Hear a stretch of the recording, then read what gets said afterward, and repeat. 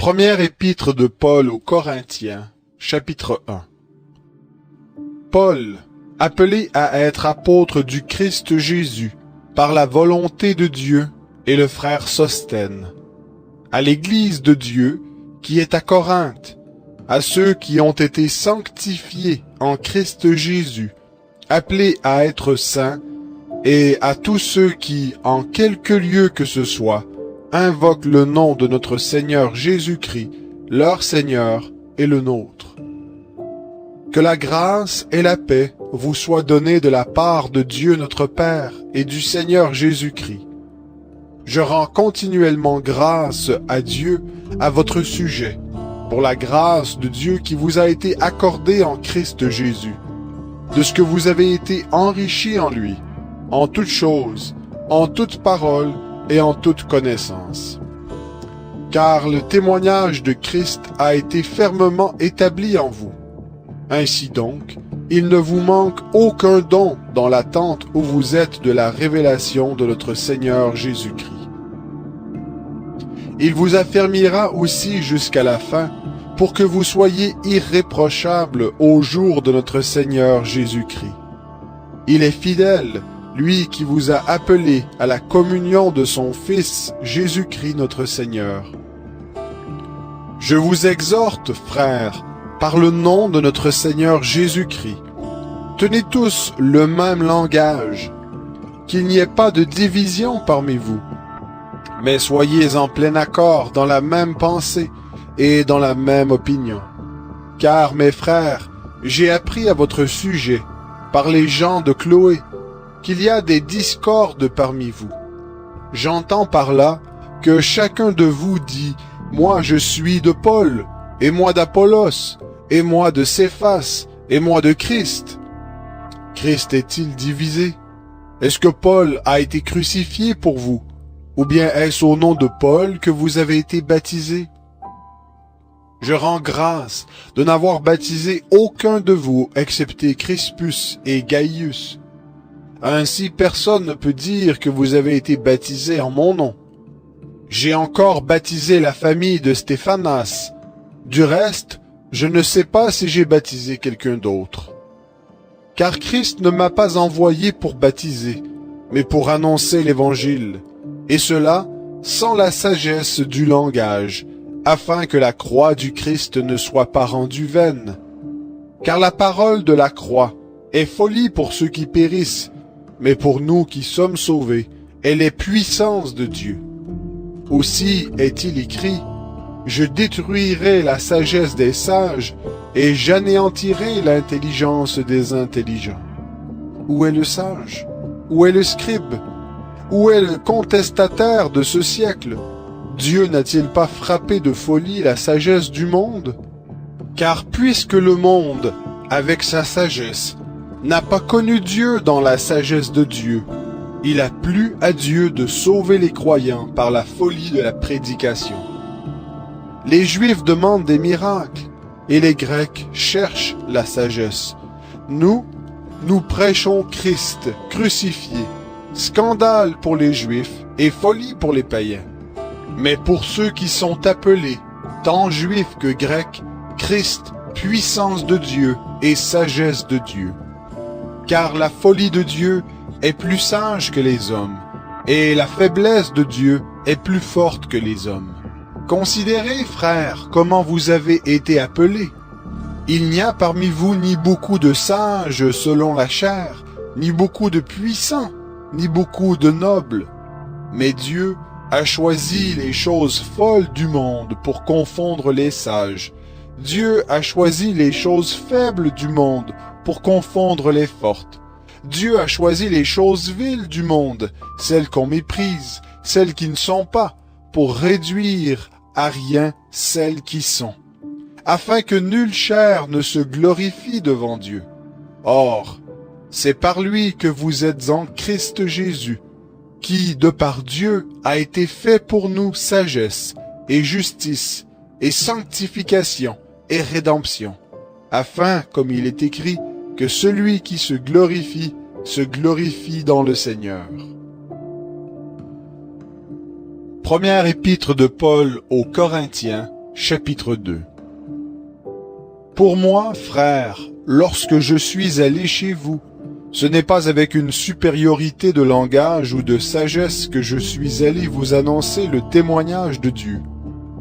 Car je n'ai pas jugé bon de savoir autre chose parmi vous, sinon Jésus-Christ et Jésus-Christ crucifié. Moi-même, j'étais auprès de vous dans un état de faiblesse, de crainte et de grand tremblement. Ma parole et ma prédication ne reposaient pas sur les discours persuasifs de la sagesse, mais sur une démonstration d'esprit et de puissance, afin que votre foi ne soit pas fondée sur la sagesse des hommes, mais sur la puissance de Dieu. Cependant, c'est une sagesse que nous prêchons parmi les parfaits, sagesse qui n'est pas de ce siècle, ni des princes de ce siècle, qui vont être réduits à l'impuissance. Nous prêchons la sagesse de Dieu, mystérieuse et cachée, que Dieu avait prédestinée avant les siècles pour notre gloire. Aucun des princes de ce siècle ne l'a connu, car s'il l'avait connu, il n'aurait pas crucifié le Seigneur de gloire. Mais c'est comme il est écrit, ce que l'œil n'a pas vu, ce que l'oreille n'a pas entendu, et ce qui n'est pas monté au cœur de l'homme, tout ce que Dieu a préparé pour ceux qui l'aiment. À nous, Dieu nous l'a révélé par l'Esprit, car l'Esprit sonde tout, même les profondeurs de Dieu. Qui donc parmi les hommes sait ce qui concerne l'homme, si ce n'est l'Esprit de l'homme qui est en lui? De même, personne ne connaît ce qui concerne Dieu, si ce n'est l'Esprit de Dieu.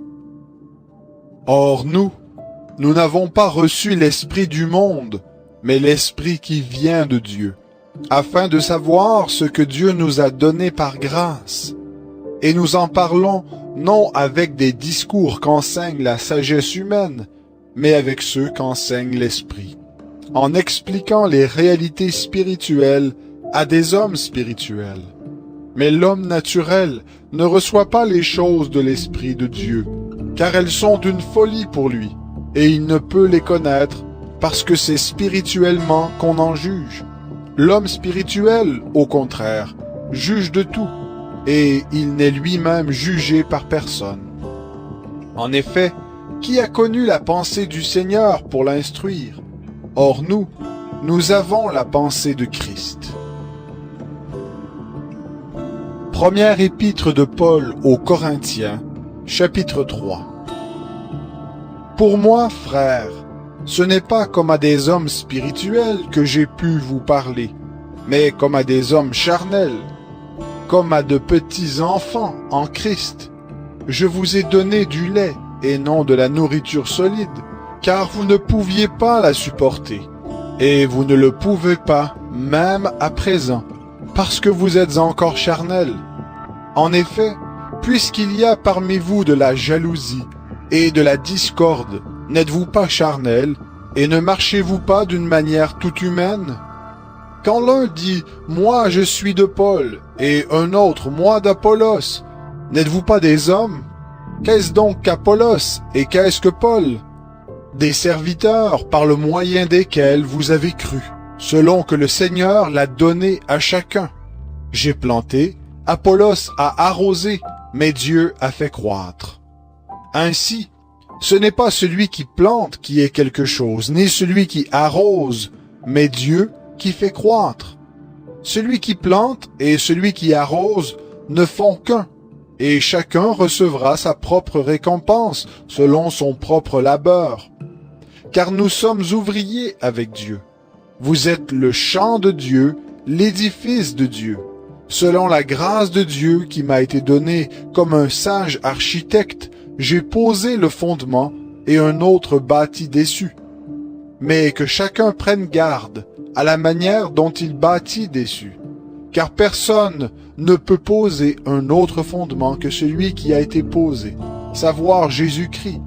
Or, si quelqu'un bâtit sur ce fondement avec de l'or, de l'argent, des pierres précieuses, du bois, du foin, du chaume, l'œuvre de chacun sera manifestée. Car le jour la fera connaître parce qu'elle se révélera dans le feu, et le feu éprouvera de quelle nature est l'œuvre de chacun. Si l'œuvre bâtie par quelqu'un sur le fondement subsiste, il recevra une récompense. Si l'œuvre de quelqu'un est consumée, il en subira la perte. Pour lui, il sera sauvé, mais comme au travers du feu. Ne savez-vous pas que vous êtes le temple de Dieu et que l'Esprit de Dieu habite en vous? Si quelqu'un détruit le temple de Dieu, Dieu le détruira. Car le temple de Dieu est saint, et c'est ce que vous êtes. Que nul ne s'abuse lui-même. Si quelqu'un parmi vous pense être sage selon ce siècle, qu'il devienne fou, afin de devenir sage. Car la sagesse de ce monde est une folie devant Dieu. Aussi est-il écrit, « Il prend les sages dans leur fourberie. » Et encore, « Le Seigneur connaît les raisonnements des sages. Il sait qu'ils sont vains. » Que personne donc ne mette sa gloire dans les hommes, car tout est à vous, soit Paul, soit Apollos, soit Céphas, soit le monde, soit la vie, soit la mort, soit les choses présentes, soit les choses à venir, tout est à vous, et vous êtes à Christ, et Christ est à Dieu. Première épître de Paul aux Corinthiens, chapitre 4. Ainsi, qu'on nous regarde comme des serviteurs de Christ et des administrateurs des mystères de Dieu. Du reste, ce qu'on demande des administrateurs, c'est que chacun soit trouvé fidèle. Pour moi, il m'importe fort peu d'être jugé par vous ou par une juridiction humaine. Je ne me juge pas non plus moi-même, car je n'ai rien sur la conscience. Mais ce n'est pas pour cela que je suis justifié. Celui qui me juge, c'est le Seigneur. C'est pourquoi, ne jugez de rien avant le temps, avant la venue du Seigneur, qui mettra en lumière ce qui est caché dans les ténèbres, et qui manifestera les desseins des cœurs. Alors la louange de chacun viendra de la part de Dieu. Frères, j'ai usé de ces images à propos d'Apollos et de moi, à cause de vous.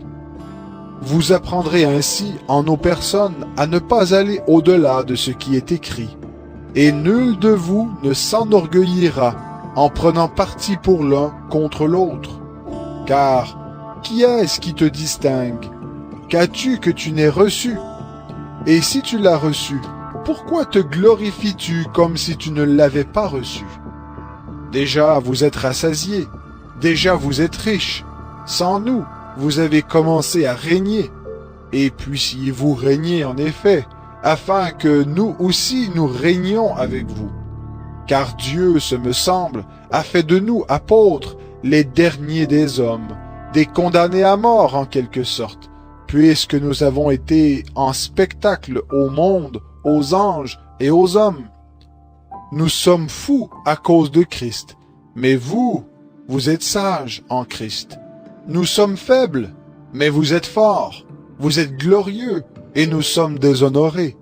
Jusqu'à cette heure, nous sommes exposés à la faim, à la soif, au dénuement, au coup, à une vie errante. Nous nous fatiguons à travailler de nos propres mains. Insultés, nous bénissons. Persécutés, nous supportons. Calomniés, nous consolons. Nous sommes devenus les balayures du monde, le rebut de tous, jusqu'à maintenant. Ce n'est pas pour vous faire honte que j'écris cela, mais je vous avertis comme mes enfants bien-aimés. En effet, quand vous auriez 10 000 précepteurs en Christ, vous n'avez cependant pas plusieurs pères, puisque c'est moi qui vous ai engendré en Christ Jésus par l'Évangile. Je vous exhorte donc, soyez mes imitateurs. À cet effet, je vous ai envoyé Timothée, qui est mon enfant bien-aimé et fidèle dans le Seigneur. Il vous rappellera mes voies en Christ, telles que je les enseigne partout dans toutes les églises. Quelques-uns se sont enorgueillis, comme si je ne devais pas aller chez vous, mais j'irai bientôt chez vous, si c'est la volonté du Seigneur, et je connaîtrai non les paroles, mais la puissance de ces orgueilleux. Car le royaume de Dieu ne consiste pas en paroles, mais en puissance. Que voulez-vous? Que j'aille chez vous avec un fouet? Ou avec amour et dans un esprit de douceur? Première épître de Paul aux Corinthiens, chapitre 5. On entend parler constamment d'une inconduite parmi vous, et d'une inconduite telle qu'elle ne se rencontre pas même chez les païens. C'est au point que l'un de vous a la femme de son père, et vous êtes enflé d'orgueil, et vous n'avez pas plutôt pris le deuil afin que celui qui a commis cet acte soit ôté du milieu de vous. Pour moi, absent de corps mais présent d'esprit, j'ai déjà jugé comme si j'étais présent l'auteur d'une telle action.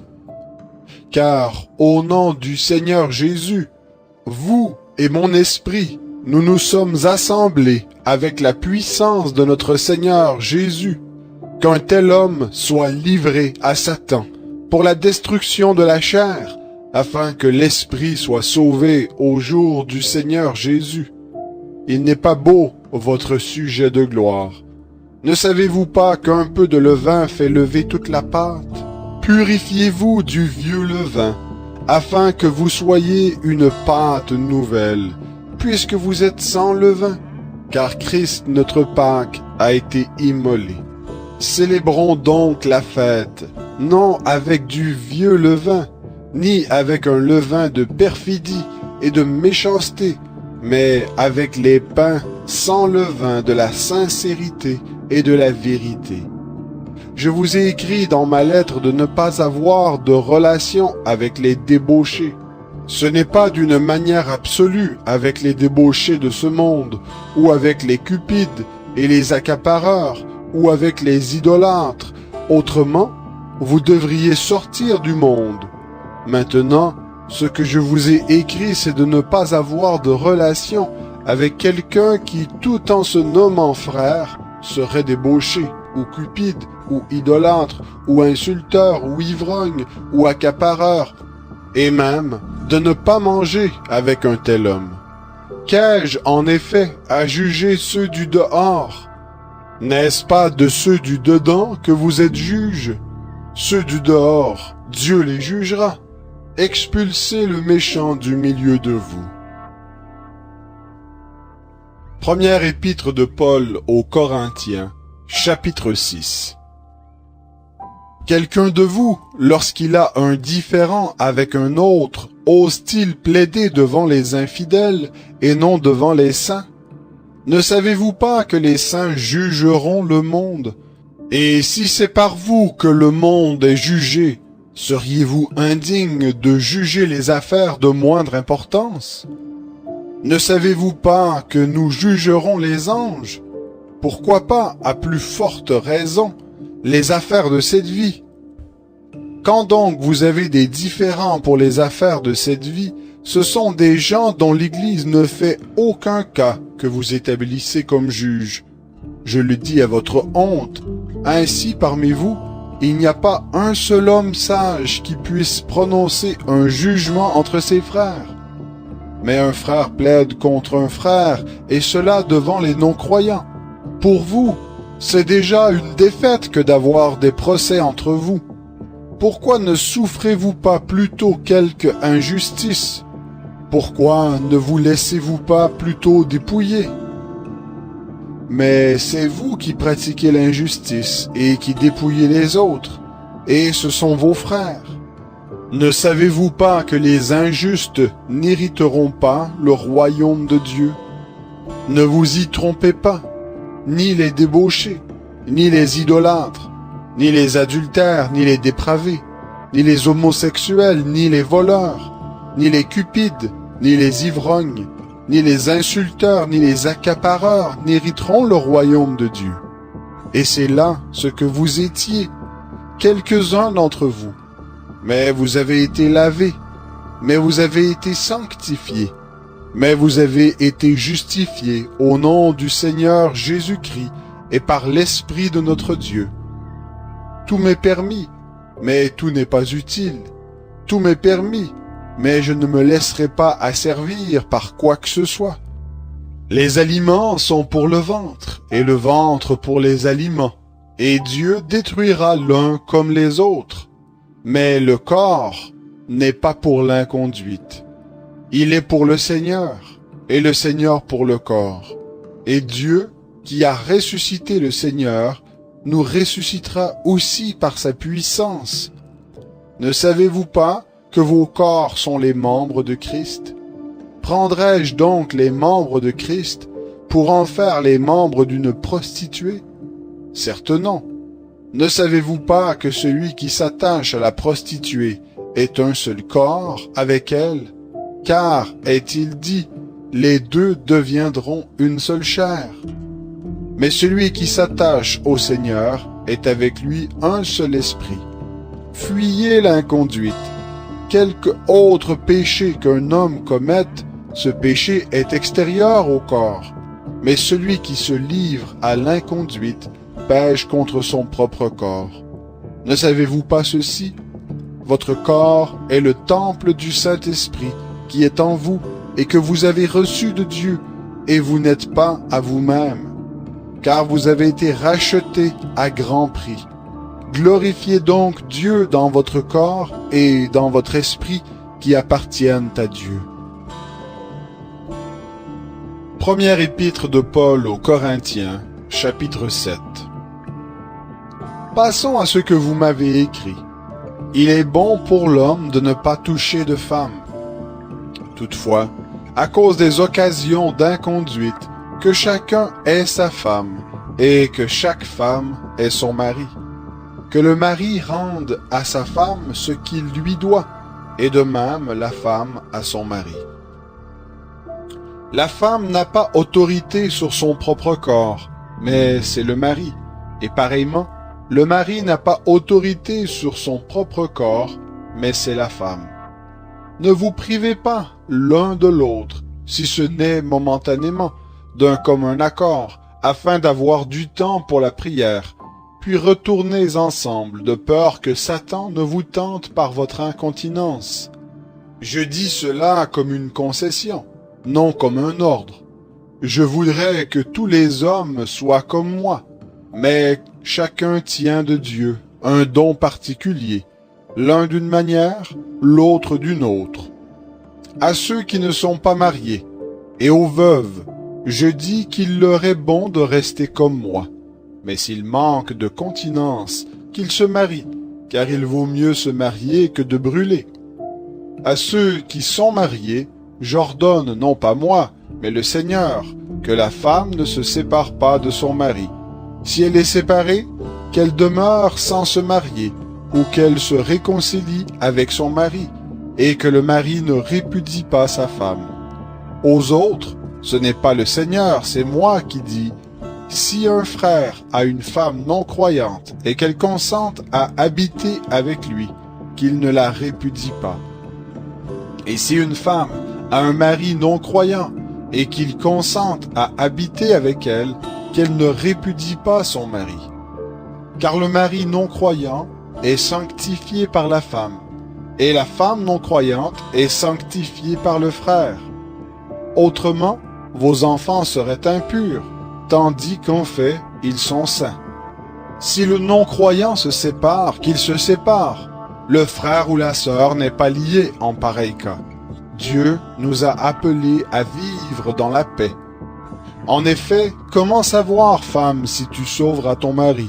Ou comment savoir, mari, si tu sauveras ta femme? Seulement que chacun marche selon la part que le Seigneur lui a faite, selon l'appel qu'il a reçu de Dieu. C'est ainsi que je l'ordonne dans toutes les églises. Quelqu'un a-t-il été appelé étant circoncis, qu'il demeure circoncis? Quelqu'un a-t-il été appelé étant incirconcis, qu'il ne se fasse pas circoncire? La circoncision n'est rien, et l'incirconcision n'est rien. Mais c'est l'observation des commandements de Dieu qui compte. Que chacun demeure dans l'état où il était lorsqu'il a été appelé. As-tu été appelé étant esclave? Ne t'en inquiète pas. Mais si tu peux devenir libre, profites-en plutôt. Car l'esclave qui a été appelé dans le Seigneur est un affranchi du Seigneur. De même, l'homme libre qui a été appelé est un esclave de Christ. Vous avez été rachetés à un grand prix. Ne devenez pas esclaves des hommes. Que chacun, frère, demeure devant Dieu dans l'état où il était lorsqu'il a été appelé. Pour ce qui est des vierges, je n'ai pas d'ordre du Seigneur, mais je donne un avis en homme que le Seigneur, dans sa miséricorde, a rendu fidèle. Voici donc ce que j'estime bon. À cause des calamités présentes, il est bon à un homme d'être ainsi. Es-tu lié à une femme? Ne cherche pas à rompre ce lien. N'es-tu pas lié à une femme? Ne cherche pas de femme. Dans le cas où tu te marierais, tu ne pécherais pas. Et dans le cas où la Vierge se marierait, elle ne pécherait pas. Mais ces personnes auront des afflictions dans la chair. Or moi, j'use de ménagement à votre égard. Voici ce que je dis, frères. Le temps est court. Désormais, que ceux qui ont une femme soient comme s'ils n'en avaient pas. Ceux qui pleurent, comme s'ils ne pleuraient pas. Ceux qui se réjouissent, comme s'ils ne se réjouissaient pas. Ceux qui achètent, comme s'ils ne possédaient pas. Et ceux qui usent du monde, comme s'ils n'en usaient réellement pas. Car la figure de ce monde passe. Or, je voudrais que vous soyez sans inquiétude. Celui qui n'est pas marié s'inquiète des choses du Seigneur, des moyens de plaire au Seigneur. Celui qui est marié s'inquiète des choses du monde, des moyens de plaire à sa femme. Et il est partagé. De même, la femme sans mari, comme la Vierge, se soucie des choses du Seigneur, afin d'être sainte, de corps et d'esprit. Et celle qui est mariée s'inquiète des choses du monde, des moyens de plaire à son mari. Je dis cela dans votre intérêt. Ce n'est pas pour vous tendre un piège, c'est pour vous porter à ce qui est bienséant et propre à vous attacher au Seigneur sans tiraillement. Si quelqu'un estime déshonorant pour sa fille vierge de dépasser l'âge nubile et qu'il doive en être ainsi, qu'il fasse ce qu'il veut. Il ne pêche pas, qu'on se marie. Mais celui qui tient ferme en lui-même, sans contrainte et avec l'exercice de sa propre volonté, et qui a décidé en son cœur de garder sa fille vierge, celui-là fait bien. Ainsi, celui qui donne sa fille vierge en mariage fait bien, celui qui ne la donne pas fait mieux. Une femme est liée aussi longtemps que son mari est vivant. Mais si le mari est décédé, elle est libre de se marier à qui elle veut, seulement que ce soit dans le Seigneur. Néanmoins, elle sera plus heureuse, à mon avis, si elle demeure comme elle est. Or, moi aussi, je pense avoir l'Esprit de Dieu. Première épître de Paul aux Corinthiens, chapitre 8. Pour ce qui concerne les viandes sacrifiées aux idoles, nous savons que tous nous avons de la connaissance. La connaissance enorgueillit, mais l'amour édifie. Si quelqu'un pense connaître quelque chose, il n'a pas encore connu comme il faut connaître.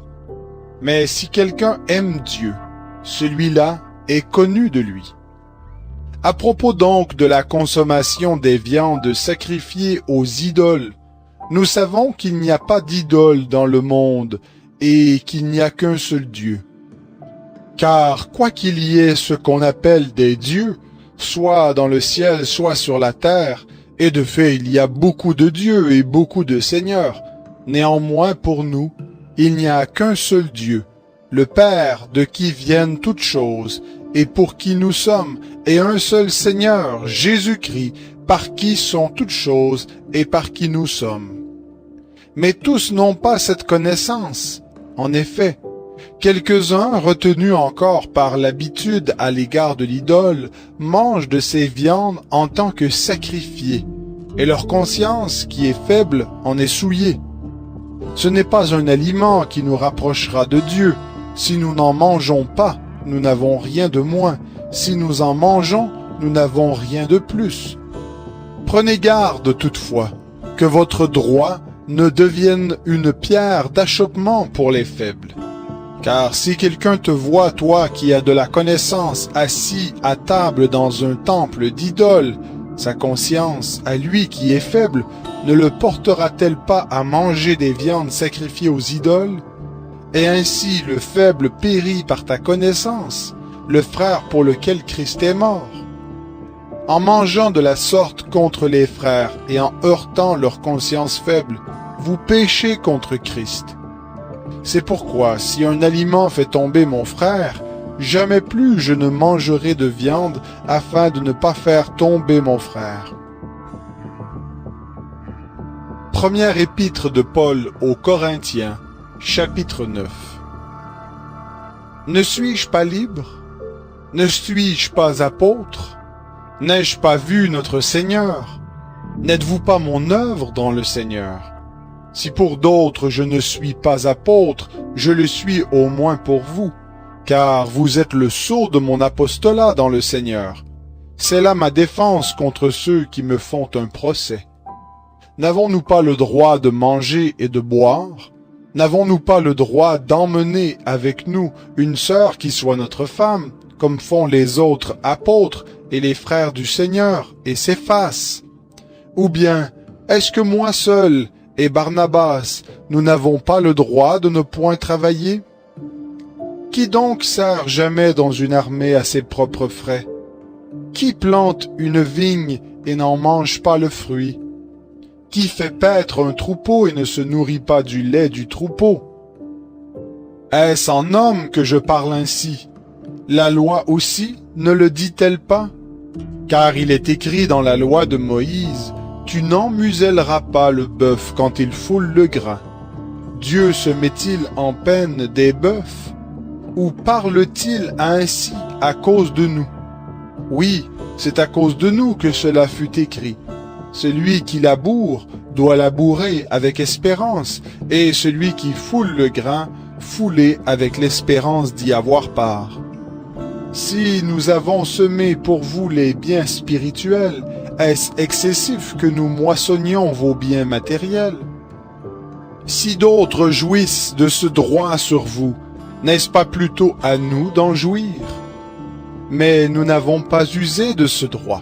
Au contraire, nous supportons tout, afin de ne pas créer d'obstacle à l'évangile de Christ. Ne savez-vous pas que ceux qui remplissent les fonctions sacrées sont nourris par le temple? Que ceux qui servent à l'autel ont part à ce qui est offert sur l'autel? De même aussi, le Seigneur a établi comme règle que ceux qui annoncent l'Évangile vivent de l'Évangile. Pour moi, je n'ai usé d'aucun de ces droits, et je n'écris pas ainsi pour qu'il me soit attribué, car j'aimerais mieux mourir, personne ne m'enlèvera ce sujet de gloire. Évangéliser n'est pas pour moi un sujet de gloire, car la nécessité m'en est imposée. Malheur à moi si je n'évangélise pas. Si je le fais de bon gré, j'en ai la récompense, mais si je le fais malgré moi, c'est une charge qui m'est confiée. Quelle est donc ma récompense?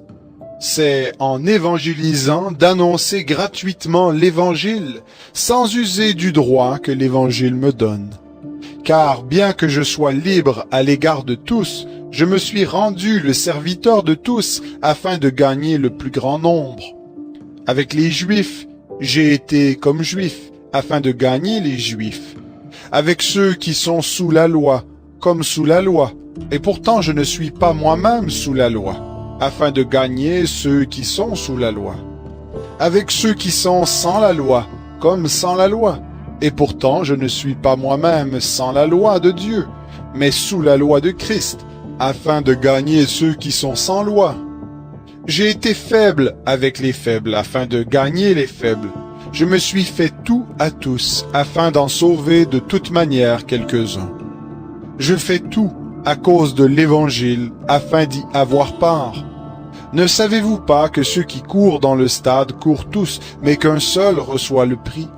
Courez de manière à l'obtenir.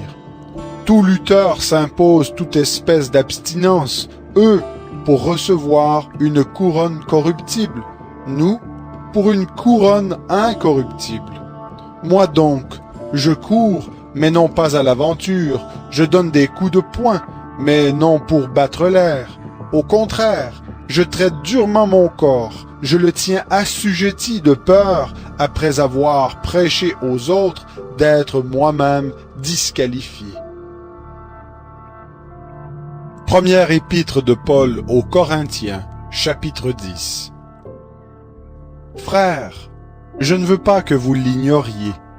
Nos pères ont tous été sous la nuée. Ils ont tous passé au travers de la mer. Ils ont tous été baptisés en Moïse dans la nuée et dans la mer. Ils ont tous mangé le même aliment spirituel et ils ont tous bu le même breuvage spirituel, car ils buvaient à un rocher spirituel qui les suivait, et ce rocher était le Christ. Mais la plupart d'entre eux ne furent pas agréables à Dieu, puisqu'ils tombèrent morts dans le désert. Or, ce sont là des exemples pour nous, afin que nous n'ayons pas de mauvais désirs comme ils en ont eu. Ne devenez pas idolâtres, comme certains d'entre eux, selon qu'il est écrit, le peuple s'assit pour manger et pour boire, puis ils se levèrent pour se divertir. Ne nous livrons pas à l'inconduite, comme certains d'entre eux s'y livrèrent, de sorte qu'il en tomba 23 000 en un seul jour. Ne tentons pas le Seigneur, comme le tentèrent certains d'entre eux, qui périrent par les serpents. Ne murmurez pas, comme murmurèrent certains d'entre eux, qui périrent par l'exterminateur. Cela leur est arrivé à titre d'exemple, et fut écrit pour nous avertir, nous pour qui la fin des siècles est arrivée. Ainsi donc, que celui qui pense être debout prenne garde de tomber. Aucune tentation ne vous est survenue qui n'ait été humaine. Dieu est fidèle, et ne permettra pas que vous soyez tentés au-delà de vos forces. Mais avec la tentation, il donnera aussi le moyen d'en sortir pour que vous puissiez la supporter. C'est pourquoi, mes bien-aimés, fuyez l'idolâtrie. Je parle comme à des hommes intelligents. Jugez vous-même de ce que je dis. La coupe de bénédiction que nous bénissons, n'est-elle pas la communion au sang de Christ? Le pain que nous rompons, n'est-il pas la communion au corps de Christ? Puisqu'il y a un seul pain, nous qui sommes plusieurs, nous sommes un seul corps, car nous participons tous à un même pain. Voyez les Israélites selon la chair. Ceux qui mangent les victimes, ne sont-ils pas en communion avec l'autel? Que dis-je donc? Que la viande sacrifiée aux idoles est quelque chose, ou qu'une idole est quelque chose? Nullement. Mais ce qu'on sacrifie, on le sacrifie à des démons, et non à Dieu. Or, je ne veux pas que vous soyez en communion avec les démons. Vous ne pouvez boire la coupe du Seigneur et la coupe des démons. Vous ne pouvez avoir part à la table du Seigneur et à la table des démons. Voulons-nous provoquer la jalousie du Seigneur? Sommes-nous plus forts que lui? Tout est permis, mais tout n'est pas utile. Tout est permis, mais tout n'édifie pas. Que personne ne cherche son propre intérêt, mais celui d'autrui. Mangez de tout ce qui se vend au marché sans vous poser aucune question par motif de conscience, car la terre est au Seigneur et tout ce qu'elle renferme. Si un non-croyant vous invite, et que vous vouliez y aller, mangez de tout ce qu'on vous présentera sans vous poser aucune question par motif de conscience. Mais si quelqu'un vous dit « Ceci a été offert en sacrifice », n'en mangez pas, à cause de celui qui vous a prévenu et à cause de la conscience. Je parle ici non de votre conscience, mais de celle de l'autre. Pourquoi en effet ma liberté serait-elle jugée par une conscience étrangère? Si je prends ma part avec action de grâce, pourquoi serais-je calomnié pour ce dont je rends grâce? Soit donc que vous mangiez, soit que vous buviez, et quoi que vous fassiez, faites tout pour la gloire de Dieu. Ne soyez une pierre d'achoppement ni pour les Grecs, ni pour les Juifs, ni pour l'Église de Dieu. Comme moi aussi je me rends agréable en tout et à tous, cherchant non mon avantage, mais celui du plus grand nombre, afin qu'ils soient sauvés. Première épître de Paul aux Corinthiens, chapitre 11. Soyez mes imitateurs comme je le suis moi-même de Christ. Je vous loue de ce que vous vous souvenez de moi à tous égards, et de ce que vous retenez mes instructions telles que je vous les ai transmises. Je veux cependant que vous le sachiez, Christ est le chef de tout homme, l'homme est le chef de la femme, et Dieu est le chef de Christ. Tout homme qui prie ou qui prophétise la tête couverte déshonore son chef. Toute femme, au contraire, qui prie ou prophétise la tête non voilée, déshonore son chef. C'est comme si elle était rasée. Car si une femme n'est pas voilée, qu'elle se coupe aussi les cheveux. Or, s'il est honteux pour une femme d'avoir les cheveux coupés ou d'être rasée, qu'elle se voile. L'homme ne doit pas se voiler la tête, puisqu'il est l'image et la gloire de Dieu, tandis que la femme est la gloire de l'homme.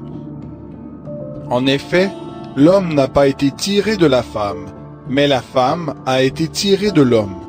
Et l'homme n'a pas été créé à cause de la femme, mais la femme à cause de l'homme. C'est pourquoi la femme, à cause des anges, doit avoir sur la tête une marque de l'autorité dont elle dépend. Toutefois, dans le Seigneur, la femme n'est pas sans l'homme, ni l'homme sans la femme. Car de même que la femme a été tirée de l'homme, de même l'homme naît par la femme, et tout vient de Dieu. Jugez-en vous-même. Est-il convenable qu'une femme prie Dieu sans être voilée? La nature elle-même ne vous enseigne-t-elle pas que c'est une honte pour l'homme de porter de longs cheveux, mais que c'est une gloire pour la femme d'en porter? En effet, la chevelure lui a été donnée en guise de voile. Si quelqu'un se plaît à contester, nous n'avons pas cette coutume, ni les églises de Dieu. En faisant cette recommandation, ce que je ne loue pas, ce que vous vous assemblez non pour devenir meilleur, mais pour devenir pire. Et d'abord, j'apprends que lorsque vous vous réunissez en assemblée, il y a parmi vous des divisions, et je le crois en partie. Il faut bien qu'il y ait aussi parmi vous des controverses, afin que ceux qui sont dignes d'approbation soient manifestés parmi vous. Donc, lorsque vous vous réunissez, ce n'est pas pour manger le repas du Seigneur, car en mangeant avant les autres, chacun prend son propre repas, et l'un a faim tandis que l'autre est ivre. N'avez-vous pas des maisons pour y manger et boire? Ou méprisez-vous l'Église de Dieu et couvrez-vous de confusion ceux qui n'ont rien? Que vous dirai-je, vous louerai-je? En cela, je ne vous loue pas. Car moi, j'ai reçu du Seigneur ce que je vous ai transmis. Le Seigneur Jésus, dans la nuit où il fut livré, prit du pain, et après avoir rendu grâce, le rompit, et dit, « Ceci est mon corps qui est pour vous. Faites ceci en mémoire de moi. » De même, après avoir soupé, il prit la coupe et dit, « Cette coupe est la nouvelle alliance en mon sang. Faites ceci en mémoire de moi, toutes les fois que vous en boirez. Car toutes les fois que vous mangez ce pain et que vous buvez cette coupe, vous annoncez la mort du Seigneur jusqu'à ce qu'il vienne. C'est pourquoi, celui qui mangera le pain et boira la coupe du Seigneur indignement sera coupable envers le corps et le sang du Seigneur. Que chacun donc s'examine soi-même, et qu'ainsi il mange du pain et boive de la coupe. Car celui qui mange et boit sans discerner le corps du Seigneur, mange et boit un jugement contre lui-même. C'est pour cela qu'il y a parmi vous beaucoup de malades et d'infirmes, et qu'un assez grand nombre sont décédés. Si nous nous jugions nous-mêmes, nous ne serions pas jugés. Mais par ces jugements, le Seigneur nous corrige, afin que nous ne soyons pas condamnés avec le monde. Ainsi, mes frères, lorsque vous vous réunissez pour le repas, attendez-vous les uns les autres. Si quelqu'un a faim, qu'il mange chez lui, afin de ne pas vous réunir pour attirer un jugement sur vous. Je réglerai les autres questions quand je serai arrivé. Première épître de Paul aux Corinthiens, chapitre 12. Pour ce qui concerne les dons spirituels, je ne veux pas, frères, que vous soyez dans l'ignorance. Vous savez comment, quand vous étiez païens, vous étiez entraînés et dévoyés vers les idoles muettes. C'est pourquoi je vous le déclare, nul, s'il parle par l'Esprit de Dieu, ne dit « Jésus est anathème », et nul ne peut dire « Jésus est le Seigneur » si ce n'est par le Saint-Esprit. Il y a diversité de dons, mais le même Esprit, diversité de services, mais le même Seigneur, diversité d'opérations, mais le même Dieu qui opère tout en tous. Or, à chacun la manifestation de l'Esprit est donnée pour l'utilité commune. En effet, à l'un est donnée par l'Esprit une parole de sagesse, à un autre une parole de connaissance selon le même Esprit, à un autre la foi, par le même Esprit, à un autre des dons de guérison par le même Esprit, à un autre le don d'opérer des miracles, à un autre la prophétie, à un autre le discernement des esprits, à un autre diverses sortes de langues, à un autre l'interprétation des langues. Un seul et même Esprit opère toutes ces choses, les distribuant à chacun en particulier comme il veut. En effet, comme le corps est un, tout en ayant plusieurs membres, et comme tous les membres du corps, malgré leur nombre, ne sont qu'un seul corps, ainsi en est-il du Christ. Car c'est dans un seul esprit que nous tous, pour être un seul corps, nous avons été baptisés, soit juifs, soit grecs, soit esclaves, soit libres, et nous avons tous été abreuvés d'un seul esprit. Ainsi le corps n'est pas formé d'un seul membre, mais de plusieurs. Si le pied disait « Parce que je ne suis pas une main, je ne suis pas du corps », il n'en est pas moins du corps pour autant. Et si l'oreille disait « Parce que je ne suis pas un œil, je ne suis pas du corps », elle n'en est pas moins du corps pour autant. Si tout le corps était œil, où serait l'ouïe? S'il était tout ouïe, où serait l'odorat? En fait, Dieu a placé chacun des membres dans le corps comme il a voulu. Si tous étaient un seul membre, où serait le corps? Maintenant donc, il y a plusieurs membres et un seul corps.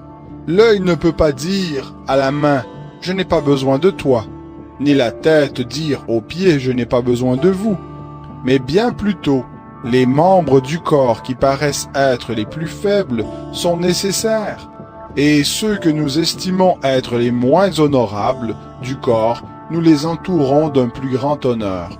Ainsi nos membres les moins décents sont traités avec plus de décence, tandis que ceux qui sont décents n'en ont pas besoin. Dieu a disposé le corps de manière à donner plus d'honneur à ce qui en manquait, afin qu'il n'y ait pas de division dans le corps, mais que les membres aient également soin les uns des autres. Et si un membre souffre, tous les membres souffrent avec lui. Si un membre est honoré, tous les membres se réjouissent avec lui. Vous êtes le corps de Christ, et vous êtes ses membres, chacun pour sa part. Et Dieu a établi dans l'Église, premièrement des apôtres, deuxièmement des prophètes, troisièmement des docteurs, ensuite il y a le don des miracles, puis le don de guérir, de secourir, de gouverner, de parler diverses sortes de langues. Tous sont-ils apôtres? Tous sont-ils prophètes? Tous sont-ils docteurs? Tous font-ils des miracles? Tous ont-ils des dons de guérison? Tous parlent-ils en langue? Tous interprètent-ils? Aspirez aux dons les meilleurs, et je vais encore vous montrer une voie par excellence. Première épître de Paul aux Corinthiens, chapitre 13. Quand je parlerai les langues des hommes et des anges, si je n'ai pas l'amour, Je suis du bronze qui résonne ou une cymbale qui retentit. Et quand j'aurai le don de prophétie, la science de tous les mystères et toute la connaissance, quand j'aurai même toute la foi jusqu'à transporter des montagnes, si je n'ai pas l'amour, je ne suis rien. Et quand je distribuerai tous mes biens pour la nourriture des pauvres, quand je livrerai même mon corps pour être brûlé, si je n'ai pas l'amour, cela ne me sert de rien. L'amour est patient, l'amour est serviable, il n'est pas envieux, l'amour ne se vante pas, il ne s'enfle pas d'orgueil, il ne fait rien de malhonnête, il ne cherche pas son intérêt, il ne s'irrite pas, il ne médite pas le mal. Il ne se réjouit pas de l'injustice, mais il se réjouit de la vérité. Il pardonne tout, il croit tout, il espère tout, il supporte tout. L'amour ne succombe jamais. Que ce soit les prophéties, elles seront abolies, les langues, elles cesseront, la connaissance, elle sera abolie. Car c'est partiellement que nous connaissons, c'est partiellement que nous prophétisons. Mais quand ce qui est parfait sera venu, ce qui est partiel sera aboli.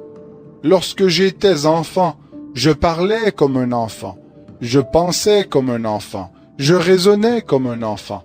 Lorsque je suis devenu homme, j'ai aboli ce qui était de l'enfant. Aujourd'hui, nous voyons au moyen d'un miroir, d'une manière confuse, mais alors nous verrons face à face. Aujourd'hui, je connais partiellement, mais alors je connaîtrai comme j'ai été connu. Maintenant donc, ces trois choses demeurent, la foi, l'espérance, l'amour. Mais la plus grande, c'est l'amour. Première épître de Paul aux Corinthiens, chapitre 14.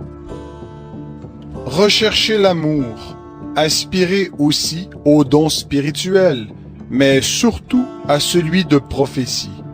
En effet, celui qui parle en langue ne parle pas aux hommes, mais à Dieu, car personne ne le comprend, et c'est en esprit qu'il dit des mystères.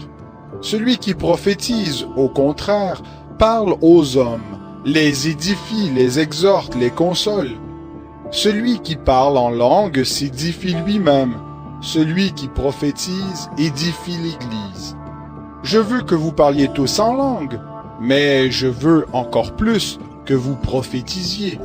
Celui qui prophétise est plus grand que celui qui parle en langue, à moins que ce dernier n'interprète pour que l'Église en reçoive édification. Et maintenant, frères, de quelle utilité vous serais-je si je venais à vous en parlant en langue au lieu de vous apporter une parole de révélation, de connaissance, de prophétie ou d'enseignement?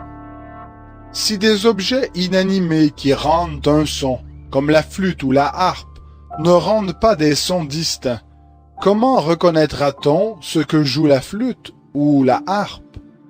Et si la trompette rend un son incertain, qui se préparera au combat? De même, vous, si par la langue vous ne donnez pas une parole significative, comment saura-t-on ce que vous dites, car vous parlerez en l'air? Quelque nombreuses que soient dans le monde les diverses sortes de langages, aucun n'est inarticulé. Si donc je ne connais pas le sens d'un langage, je serai un barbare pour celui qui le parle, et celui qui le parle sera un barbare pour moi. De même, vous, puisque vous aspirez aux dons spirituels, que ce soit pour l'édification de l'Église, que vous cherchiez à les avoir en abondance. C'est pourquoi que celui qui parle en langue prie afin de pouvoir interpréter. Car si je prie en langue, mon esprit est en prière, mais mon intelligence demeure stérile. Que faire donc? Je prierai par l'esprit, mais je prierai aussi avec l'intelligence. Je chanterai par l'esprit, mais je chanterai aussi avec l'intelligence. Autrement, si tu rends grâce par l'esprit, comment celui qui est assis parmi les simples auditeurs répondra-t-il Amen à ton action de grâce, puisqu'il ne sait pas ce que tu dis. Tu rends, il est vrai, d'excellentes actions de grâce, mais l'autre n'est pas édifié. Je rends grâce à Dieu de ce que je parle en langue plus que vous tous.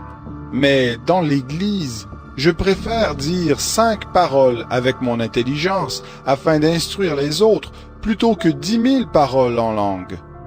Frères, ne soyez pas des enfants au point de vue du jugement, mais pour le mal soyez de petits enfants, et pour le jugement soyez des hommes faits. Il est écrit dans la loi, c'est par des hommes d'une autre langue, et par des lèvres d'étrangers que je parlerai à ce peuple, et ils ne m'écouteront pas même ainsi, dit le Seigneur. Par conséquent, les langues sont un signe, non pour les croyants, mais pour les non-croyants. La prophétie, au contraire, est un signe, non pour les non-croyants, mais pour les croyants. Si donc l'Église entière se rassemble, que tous parlent en langue, et qu'ils surviennent de simples auditeurs ou des non-croyants, ne diront-ils pas que vous êtes fous? Mais si tous prophétisent et qu'il survienne quelques non-croyants ou un simple auditeur, il est convaincu par tous, il est jugé par tous, les secrets de son cœur sont dévoilés. Alors, tombant sur la face, il adorera Dieu et publiera que Dieu est réellement au milieu de vous. Que faire donc, frères, lorsque vous vous assemblez, chacun a-t-il un cantique, une instruction, une révélation, une langue, une interprétation, que tout se fasse pour l'édification. Si l'un parle en langue, tout au plus 2 ou 3, et encore chacun à son tour, qu'il y en ait un aussi qui interprète. S'il n'y a pas d'interprète, qu'on se taise dans l'Église, qu'on parle à soi-même et à Dieu. Pour les prophètes, que 2 ou 3 parlent, et que les autres jugent. Un autre assistant a-t-il une révélation? Que le premier se taise, car vous pouvez tous prophétiser successivement, afin que tous soient instruits et que tous soient exhortés. Les esprits des prophètes sont soumis aux prophètes, car Dieu n'est pas un Dieu de désordre, mais de paix. Comme dans toutes les églises des saints, que les femmes se taisent dans les assemblées, car il ne leur est pas permis d'y parler, mais qu'elles soient soumises, comme le dit aussi la loi.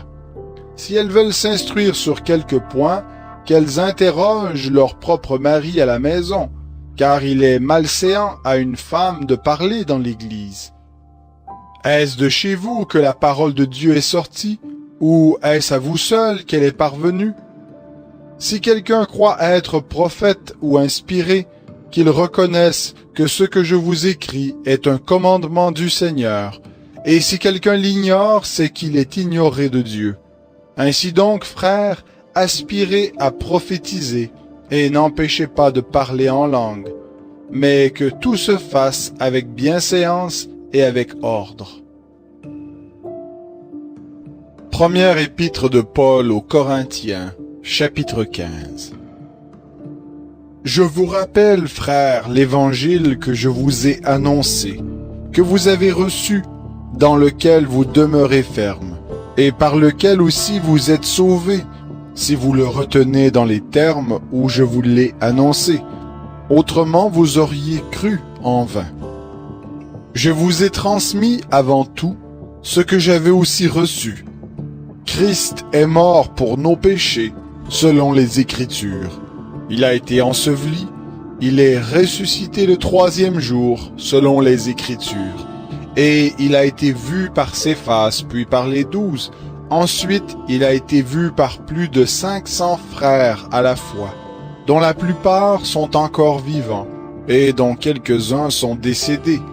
Ensuite, il a été vu par Jacques, puis par tous les apôtres.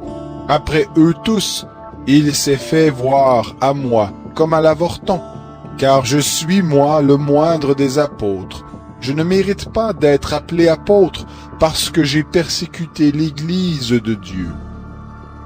Par la grâce de Dieu, je suis ce que je suis, et sa grâce envers moi n'a pas été vaine. Loin de là, j'ai travaillé plus que tous, non pas moi toutefois, mais la grâce de Dieu qui est avec moi. Ainsi donc, que ce soit moi, que ce soit eux, voilà ce que nous prêchons, et c'est ce que vous avez cru. Or, si l'on prêche que Christ est ressuscité d'entre les morts, comment quelques-uns parmi vous disent-ils qu'il n'y a pas de résurrection des morts? S'il n'y a pas de résurrection des morts, Christ non plus n'est pas ressuscité. Et si Christ n'est pas ressuscité, alors notre prédication est vaine, et votre foi aussi est vaine. Il se trouve même que nous sommes de faux témoins à l'égard de Dieu, puisque nous avons témoigné contre Dieu qu'il a ressuscité le Christ, tandis qu'il ne l'aurait pas ressuscité, si les morts ne ressuscitent pas. Car si les morts ne ressuscitent pas, Christ non plus n'est pas ressuscité. Et si Christ n'est pas ressuscité, votre foi est vaine, vous êtes encore dans vos péchés, et ceux qui sont morts en Christ sont perdus. Si c'est dans cette vie seulement que nous espérons en Christ, nous sommes les plus malheureux de tous les hommes. Mais maintenant, Christ est ressuscité d'entre les morts. Il est les prémices de ceux qui sont décédés. Car puisque la mort est venue par un homme, c'est aussi par un homme qu'est venue la résurrection des morts. Et comme tous meurent en Adam, de même aussi tous revivront en Christ. Mais chacun en son rang. Christ comme prémisse, puis ceux qui appartiennent au Christ lors de son avènement. Ensuite viendra la fin, quand il remettra le royaume à celui qui est Dieu et Père, après avoir aboli toute principauté, tout pouvoir et toute puissance. Car il faut qu'il règne jusqu'à ce qu'il ait mis tous ses ennemis sous ses pieds. Le dernier ennemi qui sera détruit, c'est la mort. Dieu, en effet, a tout mis sous ses pieds, mais lorsqu'il dit que tout lui a été soumis, il est évident que celui qui lui a soumis toutes choses est excepté. Et lorsque toutes choses lui seront soumises, alors le Fils lui-même sera soumis à celui qui lui a soumis toutes choses, afin que Dieu soit tout en tous. Autrement, que feraient ceux qui se font baptiser pour les morts, si les morts ne ressuscitent absolument pas? Pourquoi se font-ils baptiser pour eux? Et nous, pourquoi sommes-nous à toute heure en péril? Chaque jour je suis exposé à la mort. Je l'atteste, frères, par la gloire dont vous êtes pour moi le sujet en Christ Jésus notre Seigneur.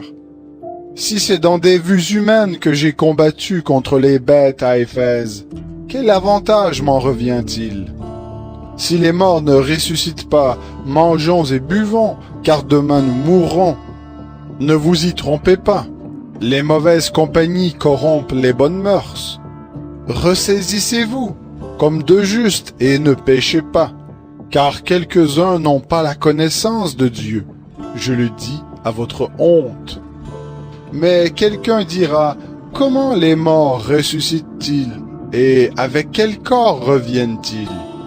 Insensé, ce que tu sèmes ne reprend pas vie s'il ne meurt, et ce que tu sèmes, ce n'est pas le corps à venir, c'est un simple grain de blé peut-être, ou quelque autre semence. Puis Dieu lui donne un corps comme il le veut. Et à chaque semence, il donne un corps qui lui est propre. Toute chair n'est pas la même chair, mais autre est celle des hommes, autre la chair des animaux, autre la chair des oiseaux, autre celle des poissons. Il y a aussi des corps célestes et des corps terrestres, mais autre est l'éclat des corps célestes, autre celui des corps terrestres. Autre est l'éclat du soleil, autre l'éclat de la lune, et autre l'éclat des étoiles. Même une étoile diffère en éclat d'une autre étoile. Ainsi en est-il de la résurrection des morts. Semé corruptible, on ressuscite incorruptible. Semé méprisable, on ressuscite glorieux. Semé plein de faiblesse, on ressuscite plein de force. Semé corps naturel, on ressuscite corps spirituel. Il y a un corps naturel, il y a aussi un corps spirituel. C'est pourquoi il est écrit, le premier homme, Adam, devint un être vivant. Le dernier Adam est devenu un esprit vivifiant. Le spirituel n'est pas le premier, c'est ce qui est naturel. Ce qui est spirituel vient ensuite. Le premier homme tiré de la terre est terrestre.